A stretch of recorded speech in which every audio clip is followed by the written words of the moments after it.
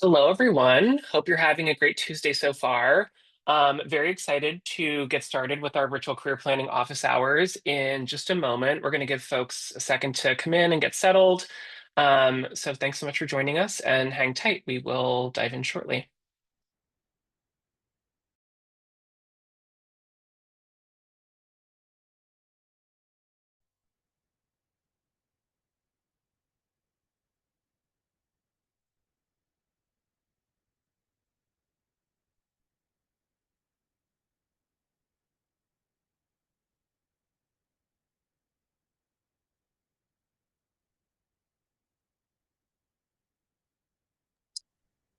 Alrighty, if you are just joining us, welcome. We are so excited to have you with us for our first virtual career planning office hours of the fall, with the fabulous Christine Cruzvergara, Handshake's Chief Education Strategy Officer.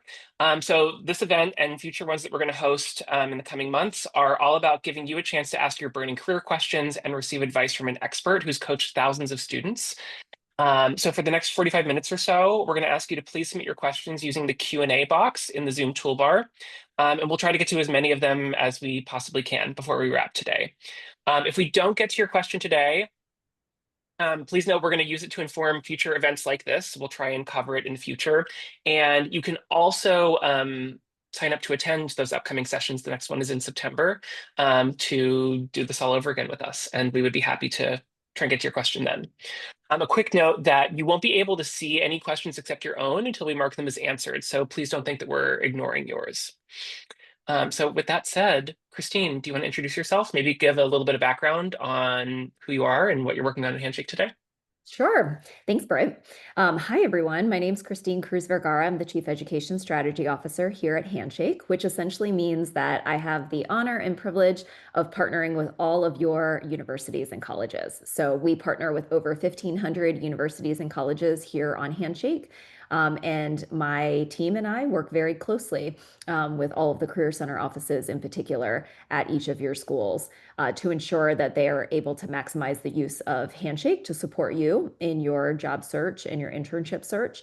And prior to this, I spent the first decade and a half of my career working in higher education. And I've personally advised thousands of students in that portion of my career to get their first internships and jobs. So excited to hear your questions and looking forward to jumping right in. We're already getting Fabulous. questions, Britt. I know Okay. they're already coming in. It's so exciting. I'll just say really quickly, I didn't introduce myself. I'm Britt. I work in product marketing here at Handshake, and I've worked closely with Christine for a very long time. And I'm excited to MC for you all today. Let's dive right in. Okay, so we have a question from Shrey. Shrey asks, other than projects, experience, and a good network, what are the key things that every resume requires? With these key items, how would you utilize them to stand out in a sea of applicants? Christine, what do you think? Awesome. Okay, so those are definitely three key things. And honestly, I don't think most students even know that. So kudos to you for already acknowledging that. What you want to do on your resume is think of this as your first work example to show an employer that you know how to sift through all of the information and make it most relevant for them. So if you're applying to a particular job and you have certain experiences or certain projects that are very relevant for that job that you're applying for, you want it to have the most real estate on your resume and you want it to be as high up as possible. So personally, I like to organize my resume with my name, education, and then I do a section called relevant experience. And in that, I put previous internships, previous part-time jobs, volunteer experiences, even coursework, and I clump it all together under relevant experience. And then I have a section below titled additional experience where you can have some of those other pieces, or then you can have other sections like coursework or projects or extracurriculars, things like that. That way, you're making it easy on the eye for someone scanning your resume to see the most relevant things up at the top. So that's one way. That's the way I like to do it. There are a million other ways that you can do it. You could do like your experience first, then you could do coursework, or if your coursework and projects are actually stronger than your experience, I would put that first. Whatever makes you look best, shows the most relevant experience, you want to move that up to the top. The other thing to keep in mind, and I'll make this my last tip so we can move on to the next question, is when you read the job description, I want you to really scan for the keywords of the skills that they're looking for. And then you want to use those in the bullets of your resume. So if they're looking for teamwork, if they're looking for communication, if they're looking for developer experience, whatever it is, you want to use those keywords in your resume. Don't use synonyms, use those exact keywords, and make sure to fold those into either your action verb, which you're going to use to start each of your bullet points, or in the description of what you achieved or accomplished in those bullets. Anything you would add, Britt? Not a single thing. Very comprehensive, Christine, as always. Let's move on to Nick's question. So Nick, first of all, greeted us. Hi, Nick.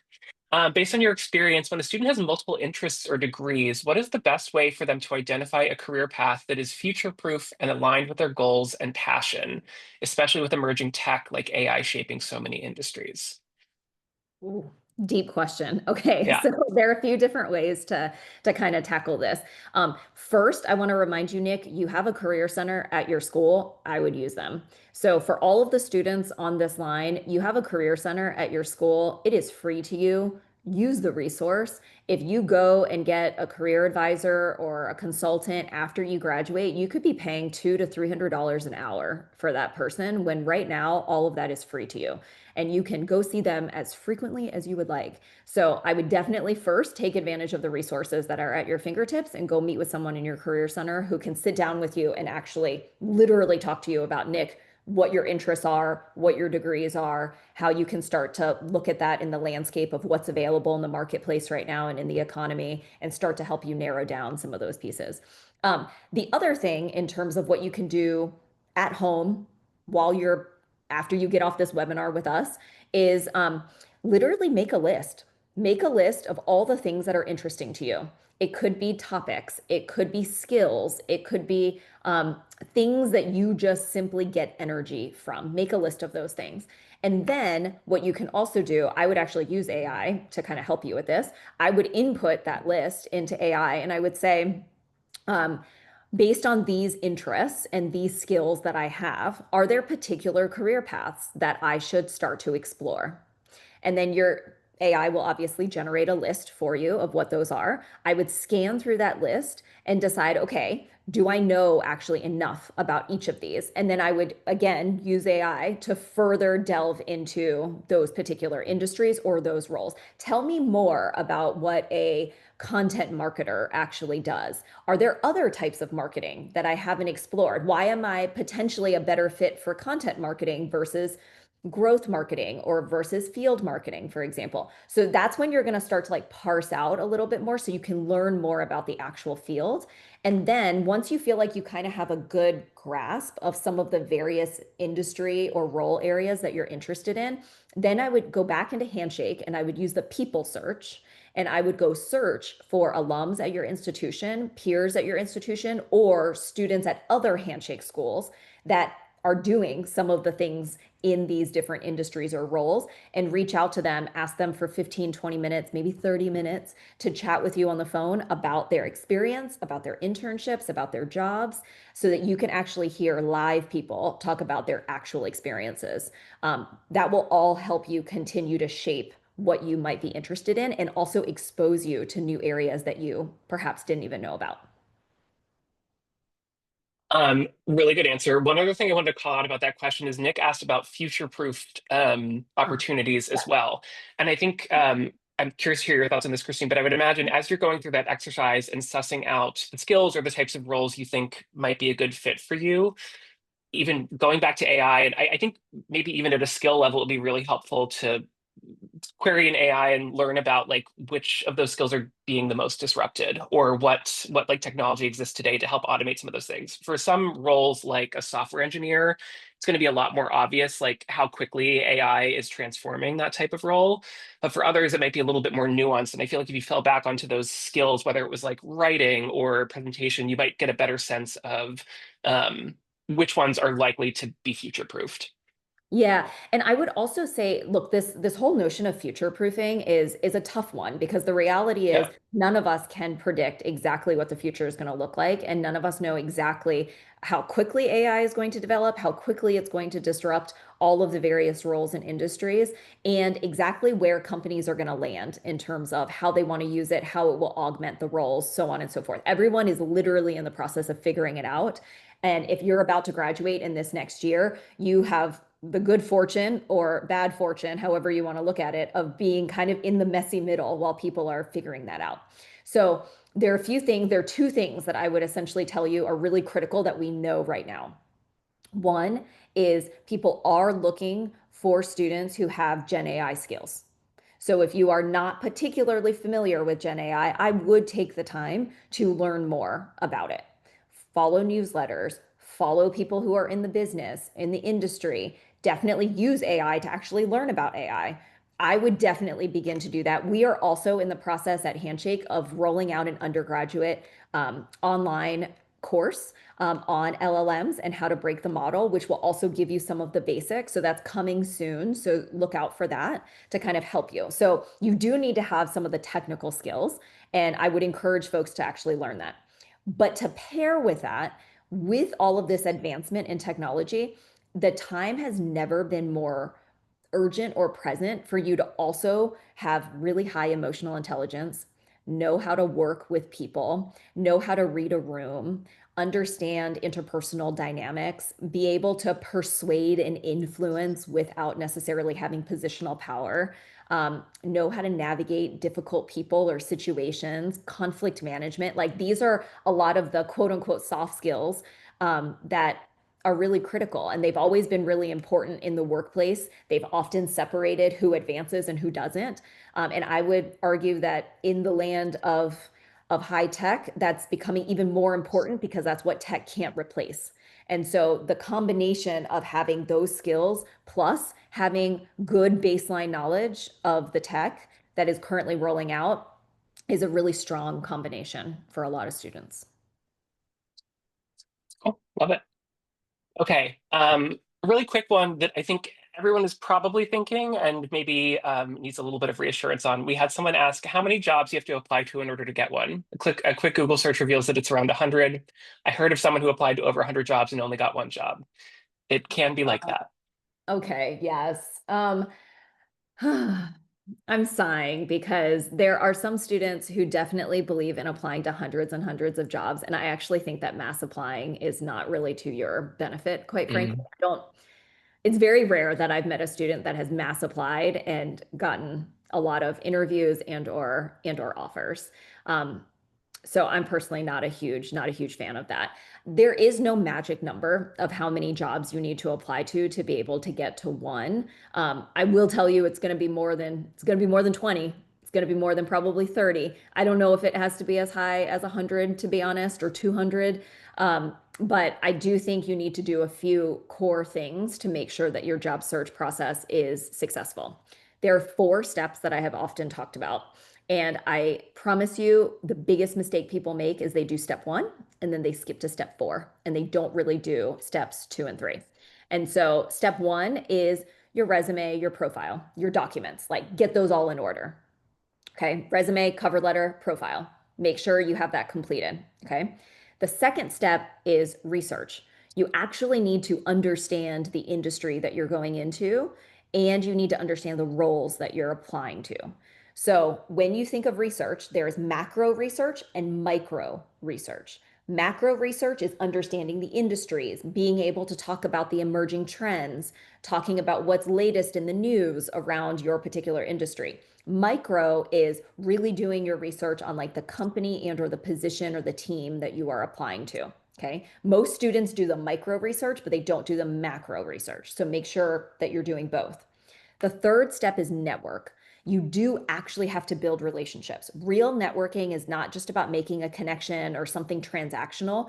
It is about developing a relationship with someone that is in your field of interest, taking an interest in them, learning from them, getting advice from them, so on and so forth. It is not meeting someone and saying, "Hey, Britt, it's so great to meet you. I see that you work at Handshake. Would you be willing to refer me?" That is not networking. Okay. That is very transactional. And Britt has literally no reason to do that because he's just met me. Why would he put his reputation on the line? Right? And so don't do that. In your networking, you want to showcase your knowledge of the industry of the role by asking really thoughtful questions. And you can also use your informational interview and your networking to learn more about the trends and learn more about the industry. Who are you following? What podcasts do you listen to? What are the emerging trends that you guys are talking about right now, right? And you do this with all the people you're talking to, you're going to start to essentially crowdsource what are the themes that just keep coming up over and over and over again. And then the fourth step is to apply. The reason people make this huge mistake all the time is because they think it's enough to just have their resume, cover letter, profile ready, and then they start applying. And then they wonder why they don't hear back. It's a huge black box. And almost always, 99% of the time, I've asked students, are you actually networking or doing any kind of research? And the answer is almost always, oh, not really, or not enough, or I tried a little bit, but then I kind of stopped, right? It takes time and it takes effort. And so I would say, don't forget to do those two things, and that will be significantly helpful. I would also ask about hiring timelines for your industry or your role, so that that helps you to be more strategic about when you apply as well, because some industries, they're not going to be posting full-time roles until the spring versus others are recruiting right now for those positions. Oh, okay. I really like this question from Luana, who asked, how do you present on your resume that you were going through a career change? And I'm going to extend that a little bit too and say, let's say you're like switching your major. Um, how would you go about indicating that on a resume Mm. thoughtfully? Okay, so there's a few things that you will want to do, and you're going to actually want to do this on your resume, your profile, and a cover letter. If you have a lot of experience in one area and you're trying to switch into another, the easiest way to start to indicate that is one, you want to use the language of the new industry that you're going into. So take the experience that you've had in a previous industry and reword it to sound like the new industry that you're going into and using the language and the jargon of that new industry, right? So something even as simple as like your old industry talks about your use of customers, but your new industry talks about them as clients, right? Something as simple as that switch helps to like bridge the gap for someone reading your resume so that you're doing the translating for them. You're not asking the reader to do the translation. So try and organize it kind of in that way. So all of your bullets essentially need to be reworded or possibly even reordered in a way that indicates that you know what the new industry is that you're applying to. I'm not usually a fan of a summary statement at the top of the resume, but if you are making a change, you might want to have a summary statement that very explicitly calls that out so that, again, someone's not like, why are you applying to this? If you are someone who is switching, you need to make these changes on your profile. And then I would essentially say like the first couple of paragraphs in your cover letter should probably also address this particular like switch or how your experience previously is still relevant and transferable to this new area that you are trying to go into. And then lastly, I would say that networking is going to be particularly important for you if you are trying to change change areas, especially in a competitive job market like right now, because most people, unfortunately, most employers typically are going to anchor on someone who's already done it, has the experience, or they sort of see has a lot of relevant experience, and you kind of need the relationships to hope that someone will give you a shot, give you a chance on that. So I would like combine all the things that I said together to give you the best shot. Awesome. Okay.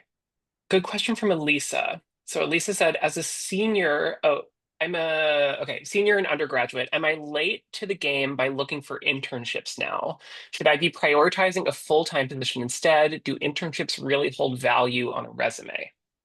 Internships do hold value. Employers love to see them. It indicates to them that you have been in the workplace, that you understand how to show up on time, how to be professional, how to work on a team, all of those things. So, is it too late? No, you could definitely still get an internship for the fall semester or for the spring semester at a local employer that's near your school. So, I would still encourage you to do that. Depending on the industries that you want to go into, though, you might also need to be doubling up on your full-time applications at the same time. So, if you are interested in iBanking, financial services, big tech, consulting, recruiting is right now.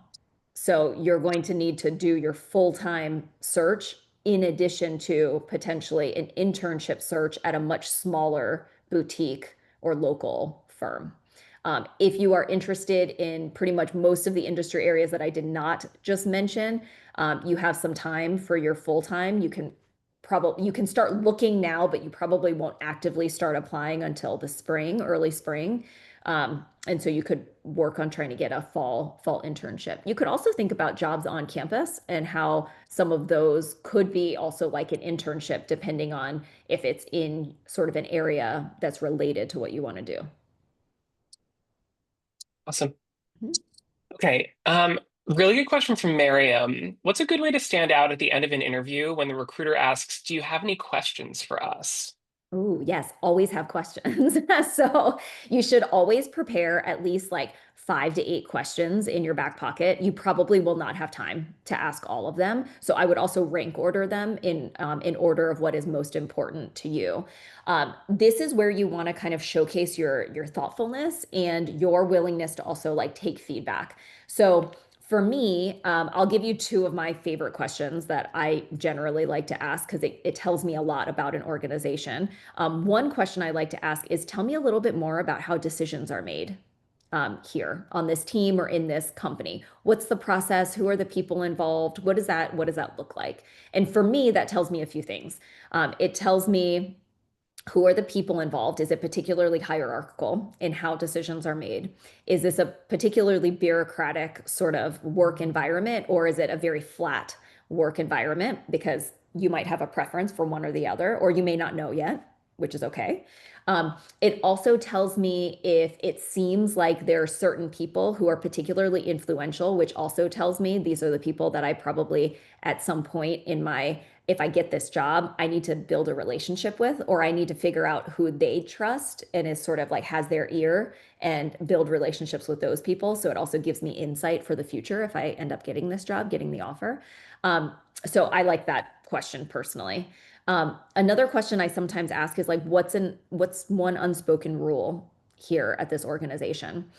Which also gives me a little bit about culture without explicitly asking what is the culture here, which sometimes I find that people just repeat like what's on their website, or what their values are. So I kind of like that question. Um, a question that I always love candidates asking is, what would you like to see me accomplish in the first 30, 60, 90 days? Which also tells you like what are their key priorities? What do they really want? What's most important to them right now that they really want you to focus on? Does that seem exciting to me? Is that something I want to do or can do? Um, Things like that. So those are just a few examples of some questions that you can ask, but I think that gets you started. Great questions. One that I've been asked in interviews before that I really appreciated, and this is good if you're interviewing with the person who would be managing you, is I've been asked, how would you describe your management style? Mm. Which I think is a nice way to sort of suss out a little bit of like work-life balance and also the dynamic with the person you would be working for. Again, in a way that allows them to sort of talk about themselves a little bit. Mhm. So I appreciated that one when I got it. Yeah, definitely. Cool.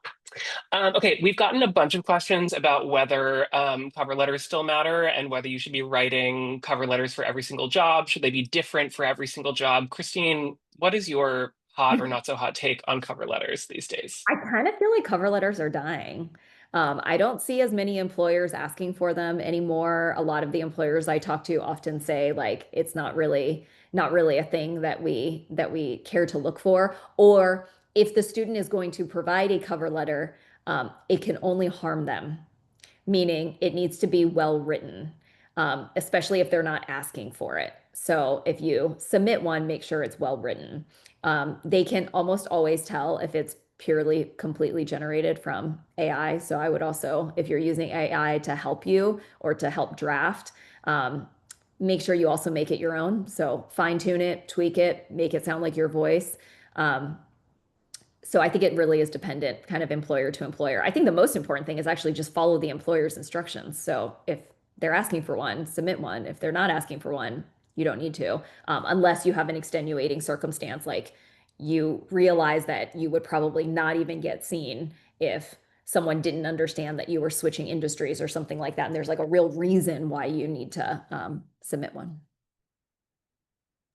Okay, great answer. And a related, this actually isn't related. It just made me remember that this question was in the queue. Another one from Miriam. What's the biggest thing recruiters look for in marketing applications that students often overlook? Can I answer this one? Oh, please do. Yes. I I think the most important thing you need to be able to do, and AI is disrupting this, but you need to be a good writer if you Mm. want to move into the marketing field. Writing samples that we collect as a part of the application process are incredibly telling, and I think it's a core foundational skill that you have to have locked down in order to be a good marketer.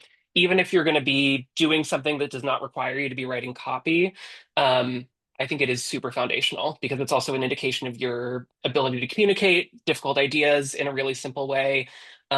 So that for me is the number one. Can I also just add to this? Yeah. When you are reaching out, like every time you reach out to someone, whether it's networking or asking for advice, it is, you need to make sure that you are writing coherently. So I'll give you an example. I have been getting a lot of messages from students in Handshake, and some of these messages are well written, and some of these messages lack a lot of context. Also, some of you are not responding after I take the time to write back. So if you are asking someone for advice and they take the time to write you back, the polite thing to do is at least write back and say thank you. That is really, really important because different people that you reach out to are going to remember different things, and you want to ideally leave them with the best impression possible so that if they feel like they need to vouch for you or say, "Oh, I kind of conversed with Britt a little bit after this webinar," you're able to say like he was a really good writer. He asked really thoughtful questions and he was really polite and like followed up really quickly. Right? Like it's not like you have to go back and forth with a person forever. It just means like put your best foot forward in that way. Love it. Okay. I really like this question from Rita. Rita asked, actually, Rita mentioned that they recently attended an event with Christine. And there, Christine, you mentioned the importance of headshots and profile photos in Handshake and similar sites. However, I'm hesitant. Would a stylized photo be considered professional enough? Is there any acceptable alternative? A stylized photo as in like an AI generated photo? That's what I'm understanding this to mean. Or perhaps like one where you're using a filter that kind of makes you look like not completely human.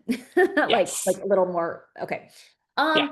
I think it could if you choose the right stylization. So you like don't look like a Disney character, but it's like a little bit more photorealistic, that kind of thing.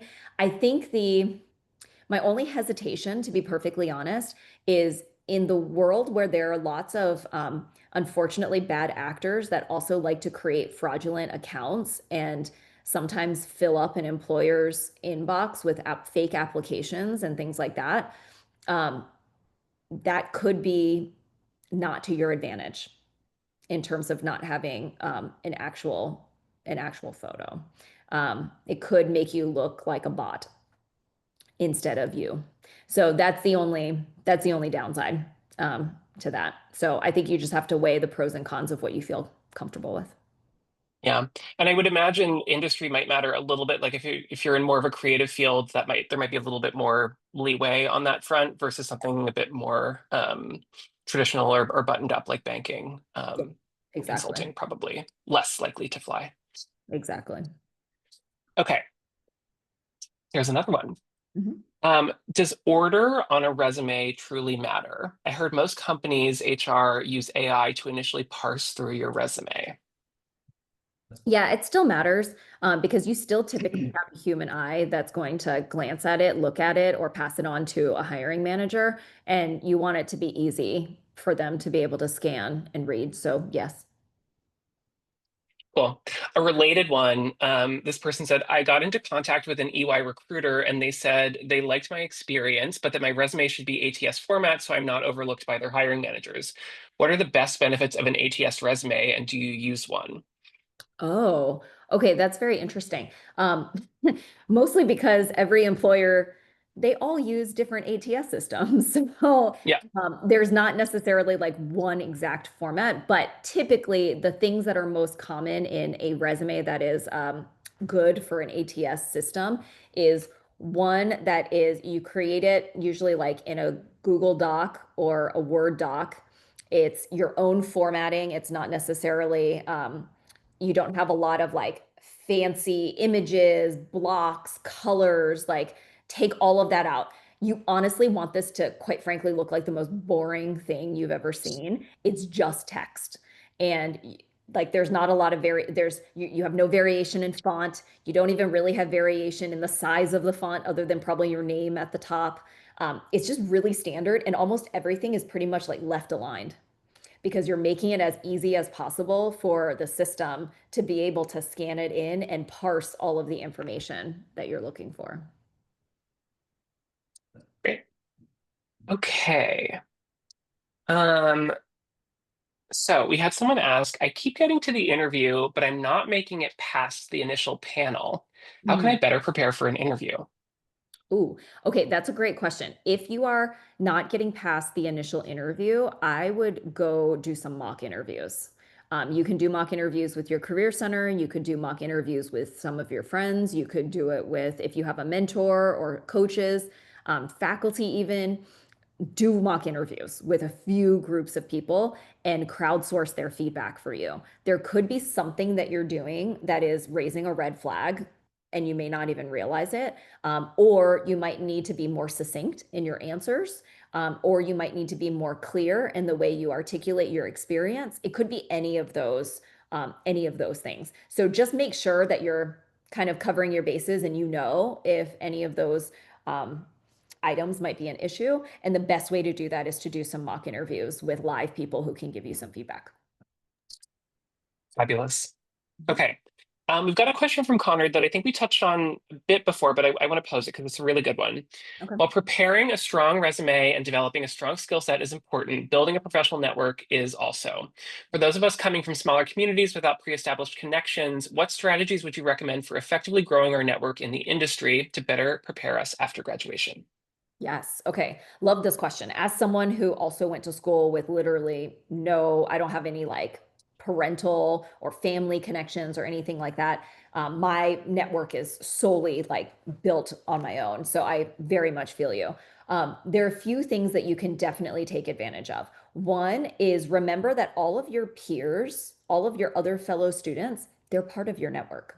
Okay. So a lot of the relationships that you've already built with friends or roommates or things like that count as being part of your network. So if you have friends or roommates or folks that you know who know other people that are also interested in the same area that you're interested in, make sure to start developing some of those relationships now. That's one.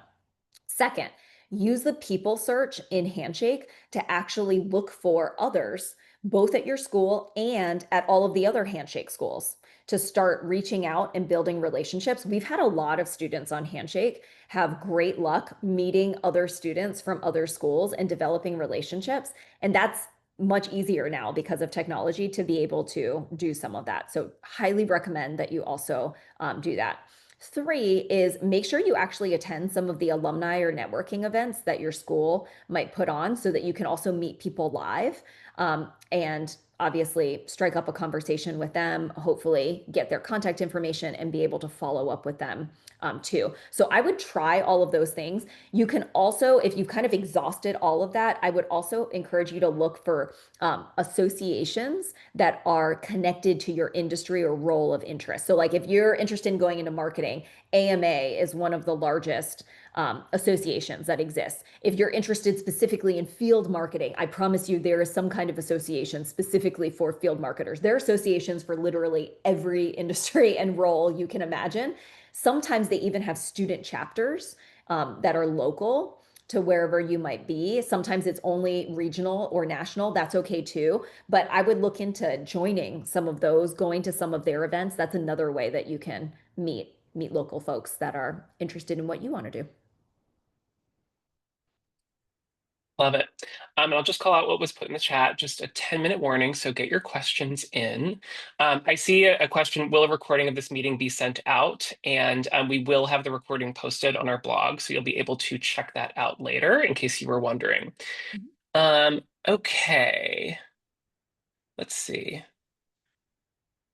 So we've definitely gotten a couple of questions from international students looking for guidance on how best to find an opportunity that accepts international students. This person has advice for international students to get a job that would sponsor an H-1B after a post-grad degree. A lot of different variations on those themes. Christine, what advice would you share with international students looking to find jobs that they can qualify for? Yeah, first of all, my heart goes out to you because it's never been an easy process for international students, and it remains a tough process like right now. So the best thing you can do as an international student is you must be more organized than all of the domestic students. Because there's more paperwork, because the timeline is a little bit longer, because you often will have to go through some levels of approval with your international student office in addition. So just make sure that you're very organized in the way that you approach your process. For your particular school, go visit the International Student Office first and get a list from them of what is the exact approval process I need to go through once I find a job that I'm interested in or an internship, depending if you're using your CPT or your OPT, and have them literally walk you through what is the exact process so that you know at the onset of what you are about to embark on. Okay. That will help to keep you as organized as possible. Okay. Then you are going to, I would actually really encourage you to use your career center because most career centers usually offer another tool in addition to Handshake that also helps you to identify employers that have previously sponsored H-1B if you're looking for someone who's open to H-1B. So I would also do that in connection to looking on Handshake and looking for employers that you can filter by employers that are open to supporting OPT, CPT, and all of that kind of stuff. And I would use those in tandem as you are applying.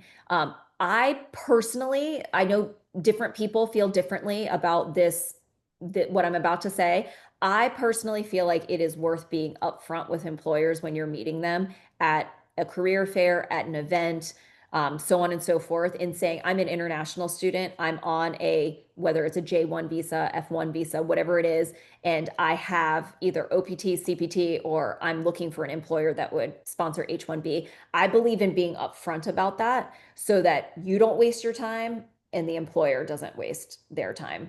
Um, that's my personal take on that. But combine all of those things together and you'll have a much easier time. And then honestly, most international student communities within most schools are also pretty tight knit, and the students will often also share with each other. These are some of the employers I looked at. These are some of the companies that are willing to sponsor. I would encourage you to look here. This is where I was able to get an internship or a job last time. I would use that network to your advantage as well. Awesome. Okay. I liked this question. Let me go find it. Um, in interviews, should I try to be relaxed to show that I'm personable and not robotic, or should I focus on being very professional? How can I find the right balance between the two? What are tips on being professional but also personable? I definitely believe in being yourself. So I Yeah, think uh, like you're not going to be able to, like, if your professional version is like so far from who you actually are, that's going to be a really rude awakening for the employer when you like show up for the yeah, job. So I definitely do not endorse like being someone that you are not in the interview. I think I would think of it this way. You simply want to be sort of the best version of who you are, right? So you're a little bit more perhaps buttoned up, you're a little bit more eloquent, you're speaking in your full sentences, you're maybe not using as much jargon, but ultimately, I would let your personality still shine through. And I think a big piece of it is you just have to like read the other person. If the other person is coming across as like super casual and relax, then I think you can relax a little bit more. If they seem particularly buttoned up, then that's probably a signal to you like, okay, this is an environment where it is very formal and perhaps professional. And that's a signal to you too of like, do I want to be in an environment where it is like this all the time? Or do I want an environment where it feels a little bit more casual, a little bit more relaxed, and feels a little bit more like me? Anytime you're interviewing, this is both, it's a two-way street. So they're interviewing you, but you're also interviewing them to figure out if this is a good fit for you as well. Yep. Britt, anything you would recommend? Because I think you actually strike this balance so perfectly. Yeah, I mean, like to an extent, your qualifications are a huge part of your interview, but you also want these people to be able to imagine working with you. And to Christine's point, like it can't be some crazy switcheroo. So you should feel empowered to be yourself with, um, yeah, extra thoughtfulness about professionalism and just, I mean, like, yeah, communicating clearly. I feel like that's the most important piece of it all. Um, so I agree with what you said, and naturally, you have to let yourself shine through. Absolutely. Mhm. Okay. Great question from Tista, especially knowing what time of year it is. What are some things I can do to prepare for a career fair to make the most out of it? Okay. One of the first things you should do is actually look at the list of employers prior to going to a career fair. So, probably about a week, maybe 2 weeks before, take a look at who's coming. And I would make yourself two lists, your A list and your B list of employers. A list is obviously the employers that you like most want to talk to, you're most excited about, you would most want to work for. And then your B list is like, okay, I like them, maybe don't love them, but I like them. I might be open to it. Okay. The reason you're going to have these two lists is because when you first get to the career fair, I actually recommend that you start approaching a couple of your B list employers first as your warm up. They're important. You still like them. You don't want to ruin your chances, but they're also not as high stakes as your A-list employers. And you just need to get yourself going a little bit because it's going to feel, if you've never been to a career fair, it might feel intimidating. It might feel overwhelming. There's going to be a lot of noise. There are a lot of people all around you, and you don't know exactly what this interaction is going to feel like. And so I say start on some of your B list employers, learn how to introduce yourself, how to succinctly talk about who you are, what you're interested in, what you're looking for, and asking them a question about their roles. And you can get all of this information from Handshake, for example, for your school's career fair. So you have this information and you can ask thoughtful questions. And then once you feel a little bit more warmed up, then I would move over to your A list, get through all of those employers, and then go back to your B list. And if you still have time after that, then you can kind of wander around the fair and potentially talk to some employers that you didn't identify or do research on, but maybe seem interesting. So those are some of the things. I would also make sure to do bring some hard copy resumes. It's a mixed bag in terms of which employers want to collect hard copy resumes versus which ones will tell you to just apply online. Don't be frustrated. Most of the time, people will tell you to apply online, but you also don't want to be caught empty-handed. If someone did ask for a hard copy, I would be, professionally dressed. Um, and I would also make sure to send some thank you notes to some of the folks that you met that are definitely on your A list. And so follow up with them afterward as well. Or if they give you instructions on doing something, whether that's like RSVPing for an upcoming event that they have or applying to the job or things like that, make sure you actually do those things shortly after the event. Like I would not wait more than a week to do that. If you're sending a thank you note, do it within the next like 24 to 48 hours. Great. Okay, we have just 1 minute left. I know we have not gotten to nearly everybody's questions yet, so we apologize for that, getting through as many as we can. But I like this one to end on. How should I frame class labs or even let's just say coursework so they read like impact, not homework? Yeah, for sure. So if all of your coursework or projects happen to be around a particular topic area, let's say potentially it's around you're developing new coding for materials, right? Like then you could title that section something related to what all of those projects happen to be about. Um, Honestly, most people know that you're in school, so they're fine with you simply calling the section coursework. So if you don't have that, you could say coursework or you could say projects. Those are the two most common um, titles that people would use for that section. You can also put the word relevant in front of it, relevant coursework or relevant projects, just again to draw the eye for the employer to those areas. But if you do have a common theme around what you are doing, particularly if you're a graduate student, I would also encourage you to get more specific in that way. Fabulous. All right. Folks, that is time. Thank you so much for joining us today. Check out the chat. We've dropped a quick survey in there that we would love for you to take 30 seconds to fill out so you can let us know what you're interested in seeing from us when it comes to future events. As I mentioned earlier, we are going to be hosting more of these throughout the fall, so please come back, ask us more questions. You can check out our events page to see upcoming office hour events, Handshake 101 sessions, and more. And finally, Christine, I just want to thank you so much for your time and your thoughtful answers. I hope everyone found this really helpful. Bye all. Bye, y'all.